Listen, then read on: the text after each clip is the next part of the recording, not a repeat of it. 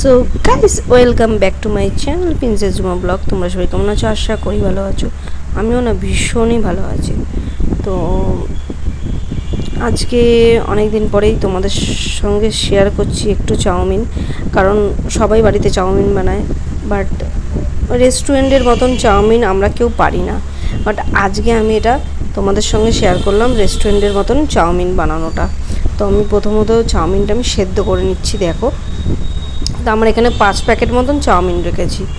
তো আমরা 4-5 জন মানুষ, তো সেই কারণে। আর এখানে গাজর, বিনস, ক্যাপসিকাম সব ঝিরিঝিরি করে কেটে নিয়েছি। আর দেখছো চিকেনটা পুরো বোনলেস চিকেনের মতন ছোট ছোট করে কেটে নিয়েছি। এটা পকোড়া খেতে অসাধারণ লাগে। দেখো, আমি এটা প্রথমে ময়দা দিয়ে আমি এটা ভালো করে মিশিয়ে নিচ্ছি।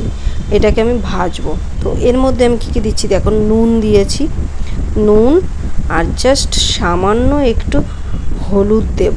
ঠিক আছে, হলুদ দিয়ে দিয়েছি। তারপরে ভালো করে ফাটিয়ে নেবো জিনিসটা।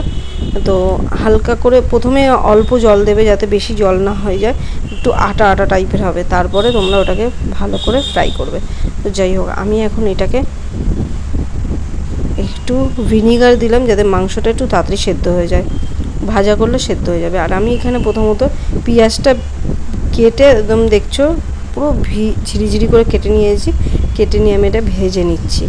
বেশি লাল করার দরকার নেই, আমার বেশিও কাঁচা রাখার দরকার নেই। এটা হালকা একটু লালচে হবে। তারপরে আমি এইটার মধ্যেই আমি ডিম দিয়ে দিচ্ছি। যা, ডিমের খোসাটাই পড়ে গেল, কি করব। যাই হোক, ডিমটা আমি পেঁয়াজের সঙ্গে একটু ভালো করে ফাটিয়ে নিচ্ছি। আর একটু নুন দিয়ে আমি এটাকে ভেজে নিচ্ছি লাল লাল করে। বেশি লাল আবার করবো না, এটাও ডিমটাও বেশি লাল করবো না, হালকা আছে। এটা কিন্তু সিমে করে আমি ভাজছি, বেশি আঁচ বাড়ালে পুড়ে যাবে। তো সেই কারণে এখন আমি কড়াটাকে ভালো করে বাড়িয়ে নিয়ে, মানে আগুনটাকে বাড়িয়ে নিয়ে কড়াটা একদম গরম করে নিচ্ছি। এইবার আমি পকোড়াগুলো ভাজবো। তো বলো, আমার রান্না কার কার ভালো লাগে, আর যার যার ভালো লাগে তারা কমেন্ট করো। তো যারা যারা কমেন্ট করবে তাদেরকে আমি আমার যখন ভিডিও যাবে তো তোমাদেরকে শেয়ার করব, তোমাদের অ্যাকাউন্টটাও আমি শেয়ার করব। এতে তোমাদেরও ভিডিওটা রিচ বাড়বে, প্লাস হচ্ছে ভিডিও সাবস্ক্রাইব বাড়বে। তো দেখো, এইবারে আমার এই চিকেন পকোড়াটা ভালো করে ভেজে নিচ্ছি। আর তোমরা বললে বিশ্বাস করো না, চিকেন পকোড়াটা আমরা খেয়েছি পরে, মানে এতটাই সুন্দর লেগেছে যে কি বলবো। মানে ময়দা দিয়ে করা জিনিসটা, আমার ঘরে বেসন ছিল, বাট আমি বেসনটা দিইনি। আমি ময়দা দিয়ে একটু দেখলাম কীরকম লাগে, তো সেই কারণেই ময়দাটা দিয়ে আমি মানে একটু সাদা সাদা হয়েছে ভাবলাম, যে পরে খাওয়ার পরে এতটাই সুন্দর লাগছে কি বলবো। যাই হোক, বেশি কথা বাড়াবো না, দেখো তোমরা রান্নাটা, নাহলে ভুলে যাচ্ছি আমি। তো আমার পকোড়াও রেডি। এখানে আমি গাজর আর বিনস আর ক্যাপসিকাম, 2টো লঙ্কা দিয়ে ভালো করে আমি ভেজে নেব। আর এর মধ্যে দেখো আলু নেই। আমি বললাম না প্রথমেই যে আমি রেস্টুরেন্টের মতন চাউমিনটা করতে চাই, তো সেই কারণে আমি এটা করছি। তো এর মধ্যে নুন দিয়ে দিয়েছি, দেখেছো। নুন দেওয়ার পরে এটাকে ভালো করে লাল করে আমি ভাজবো। তো এর মধ্যে আলু নেই, দেখতে পাচ্ছ, কেন আলুটা আমি দিইনি। এখানে আলু অ্যাড করলে করতে পারো তোমরা। তো আমার ছেলে মেয়ে তো প্রথমেই বলছিল, মা রেস্টুরেন্টের মতন হয়েছে, বাট আলু দাওনি কেন? তাই আমি বললাম আলুটা দরকার নেই। তো দেখো, আমি এটা দিচ্ছি কি গোলমরিচের গুঁড়ো। এটা গোলমরিচের গুঁড়োটা আমি পুরোটাই দিয়ে দিয়েছি।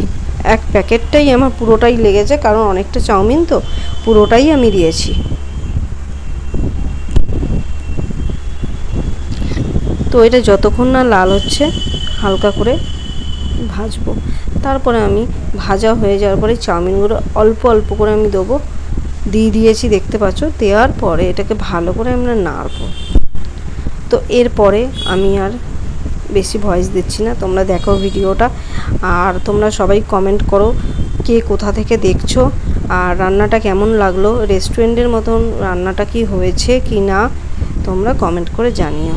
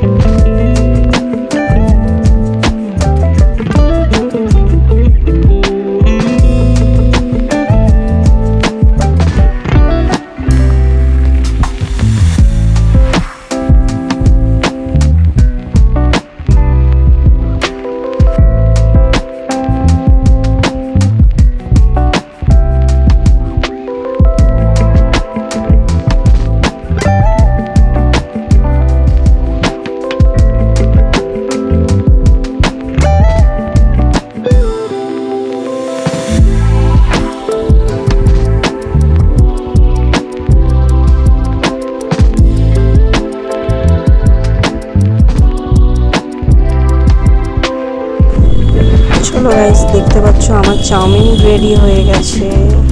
তো তোমরা কমেন্ট করে জানিও কেমন হয়েছে। আর আমি এখন সার্ভ করতে বসে গেলাম, সবাই খাবে আর আমিও খাবো। তো তোমরা কমেন্টে জানিও কেমন লাগছে দেখে, কার কেমন কমেন্ট দেখি। আর আমি ভিডিওটা এখানেই শেষ করলাম। ভালো লাগলে লাইক কমেন্ট শেয়ার করে দিও। Tata bye bye. আর তোমাদের নেক্সট কি ভিডিও চাই তোমরা কমেন্ট করে জানিও। আর আমিও খুব তাড়াতাড়ি আসছি।